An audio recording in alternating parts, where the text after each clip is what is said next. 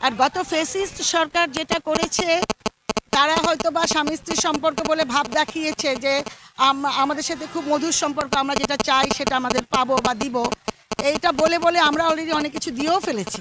কিন্তু মানে আমাদের দেওয়াটা ছিল শুধু দেওয়া, আমরা সত্যিকার অর্থে কিছুই পাই নাই।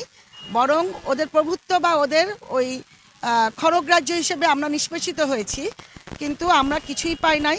বিগত সরকার মনে প্রাণে এটা কখনোই চেষ্টা করে নাই। তারা ভারতকে শক্তিশালী করার জন্য আমাদের থেকে যতটুকু নেওয়ার নিয়ে অলরেডি দিয়ে দিয়েছে।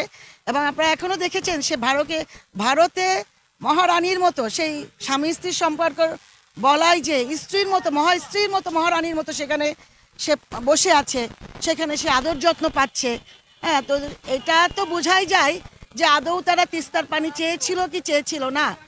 হ্যাঁ, তো জনগণকে বুঝ দেওয়ার জন্য একটা ভাব তারা করেছিল ঠিকই, কিন্তু বেসিক্যালি বরং আমাদের কাছ থেকে নিয়ে ওদের যতটুকু স্বাস্থ্য বানানো দরকার সেটুকু তারা চেষ্টা করেছে।